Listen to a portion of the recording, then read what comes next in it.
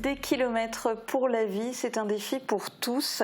Ludovic Malik, pas besoin d'être un sportif de haut niveau, tout le monde peut y participer? Alors absolument tout le monde, il n'y a pas besoin d'être un sportif de haut niveau, on peut être tout à fait débutant et participer au défi. Et dans quelle discipline? Alors cette année, on a ouvert ça à la marche, la course à pied, le vélo et la nage. Alors, c'est un défi connecté. L'an dernier, vous visiez un défi collaboratif de 20 000 kilomètres et le total a dépassé les 43 000. Cette année, c'est un pari fou. Vous voulez que les participants atteignent combien?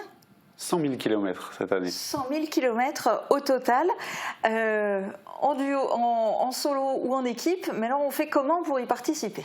C'est très simple, on se rend sur notre site internet www.deskilometrespourlavie.fr et on s'inscrit et puis on enregistre ces kilomètres tout au long du mois d'octobre pour faire monter la cagnotte des kilomètres. Et oui, ça commence demain et donc du 1er au 31 octobre.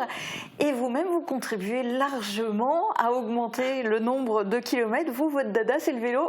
J'adore ça, c'est une passion. C'est une passion depuis 2020 et depuis 2020 je me lance des défis sportifs personnels et cette année je pars pour un défi de plus de 1800 km. 1800 km à vous seul durant le mois d'octobre? Exactement, durant une semaine. Ok, en une semaine, en sachant que vous faites pas ça à temps plein, parce qu'accessoirement, à côté de ça, je suppose que vous travaillez. Exactement, je travaille un petit peu quand même. Donc, j'ai une vie professionnelle, une vie de famille, et j'ai une semaine prévue pour ça, et donc je me lance ce défi en 7 jours. Alors, concrètement, que ce soit vos kilomètres ou les kilomètres que tout un chacun va pouvoir parcourir, en marchant, en courant, en pédalant, en nageant, en participant à ce défi connecté, ces kilomètres, ils se transforment comment en monnaie sonnante et trébuchante contre le cancer?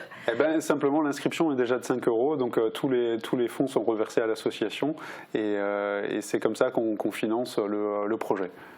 Ok, et alors tout ça, c'est donc le défi connecté auquel tout le monde peut participer, mais en plus de ça, il y a un gros événement, il s'appelle une journée de partage. Oui. C'est le 12 octobre à Spicheren. Quel sera le programme? Exactement, alors on a un gros programme sportif tout au long de la journée à partir de 10 h au stade des hauteurs de Spicheren. Il y a plein d'animations sportives, à la fois culturelles aussi. C'est une journée de partage parce qu'il y a l'association qui est présente aussi et qui va nous montrer aussi comment on dépiste le cancer du sein. Donc c'est une vraie journée de partage à Spicheren. Alors quelle association présente? Alors l'association s'appelle Des Seins pour la vie. C'est une association qui œuvre pour les femmes atteintes du cancer et donc leur but est de promouvoir aussi le sport. C'est pour ça que j'adore cette association, c'est promouvoir le sport pour la rémission notamment. Donc c'est une association que je soutiens depuis 2 ans maintenant et cette année elles seront encore présentes sur cette journée-là.